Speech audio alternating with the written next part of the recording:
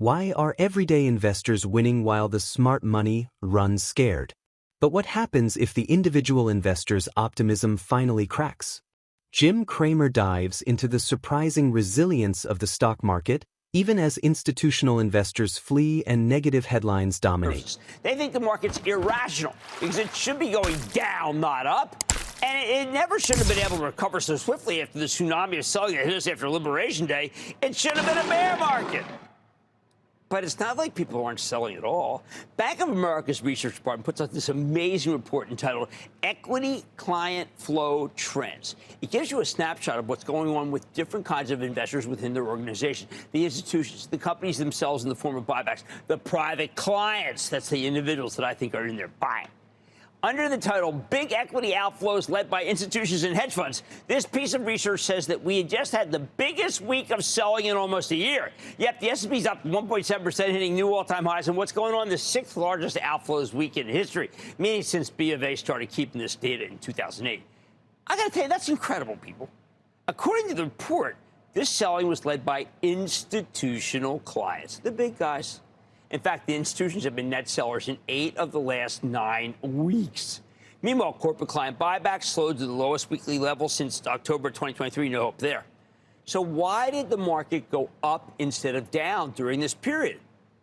The private clients. That's why. The individual investors. You! The private clients bought as the market went higher. They've been net buyers in 28 of the last 30 weeks. No bear market there. The individual investor has not lost faith. Buy. They've practically propelled us the whole way from the post-Liberation Day lows. They want to own stocks. Period. Now, this is just one survey, but Bank of America is probably the best cross-section of people to examine. It confirms something that I've come to believe, something I'm planning to talk about when we hold our annual Investing Club meeting on Friday. The individual investor believes in the stock market as a way of making money. She thinks that stocks represent great, real long-term value. She doesn't want to flit in and out like the institutions. She wants to use the stock market as a way to save. Right now, I even say that the individual investor believes in Trump. Or at the very least, she's not afraid that the Trump administration will somehow blow up the economy. Now, that's a very different attitude from the big institutional investors who've been selling. And I think it's only going to get more pronounced, greater gulf coming. In the One Big Beautiful Bill Act that just passed, there's a little talked about provision. Trump accounts a $1,000 benefit for newborns. Newborns, it's automatically created. You don't have to do anything. The funds go to a diversified stock index.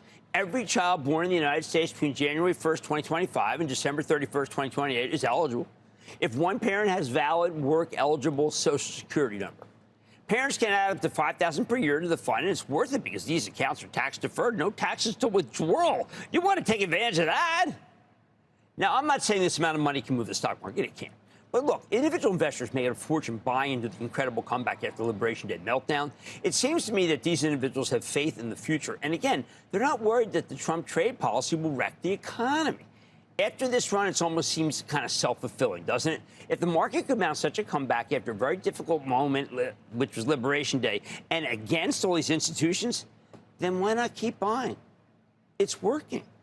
Okay, so now you can quibble over what these people are buying.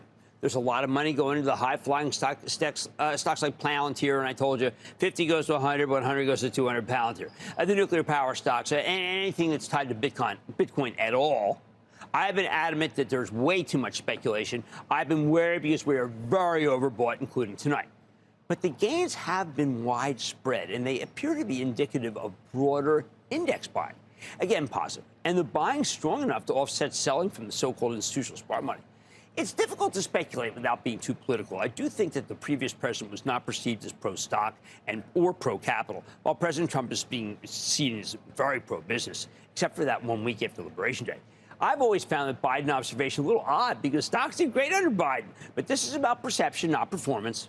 So let's step back from the political world for a second and just address the commitment that individual investors have made to the stock market versus institutions, because that's what really matters. The institutional outflows are indicative of a belief that there's a whole lot going wrong. You have to presume that these money managers saw the big, beautiful budget bill as inflationary. They probably hated the name, too, because it seems so silly. They think it added trillions to the budget deficit. These guys are serious guys, okay? The national debt just blew it up. Meanwhile, the president seems erratic. That Liberation Day was a fiasco to them. And Trump is so inconsistent that it makes owning stocks too risky. If tariff numbers are going to change every day, they seem like, hey, let's put some tariffs on copper. And the president's going to bomb Iran while trashing the Fed chief, calling him too late, badmouth him as a crybaby, as he did today. Well, these institutional investors think it's nuts to bank on the stock market. It's just too chaotic for them. But the individual investors don't seem to care about any of that. The individual is consistent. Rather than trading in and out of stocks, they're using the market as a way to save, to get wealthy. Bonds don't have much attraction to them. You can't get wealthy with them. Cash is obviously regarded as a loser. So they keep investing money in the market regardless of what's happening. So, is that stupid? I contend that the stupid ones are the institutions. Why? They're too cynical, too concerned with the near term, with getting out ahead of the big one, perhaps not realizing we just had the big one after Liberation Day. The things they seem to care about, whether the Fed will cut 1 time or 2 time or 3 time or 4 time or no time, that's all inside baseball to the individual investor.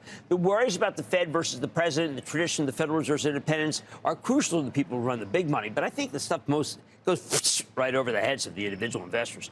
Those silly press conferences that the Fed chairman has when he should be devoting more time to policy, I'm sure institutions trade throughout the darn thing. The individuals, they don't even know the pressures exist. They just want to buy shares of Netflix. They want to own some NVIDIA. They think it's interesting to buy some Robinhood. They like what Zuckerberg's doing, so they're going to buy some Meta. Look, there's nothing wrong with the short-term trading the institutions are doing, but let me give you the bottom line. When I first walked down Wall Street, the actual street right there, the Dow Jones Industrial Average stood at about 1,000. Now it's 44,000. Perhaps the weight of evidence says you should just keep buying and just stick with it. It's been right for decades. Why should the individuals stop now?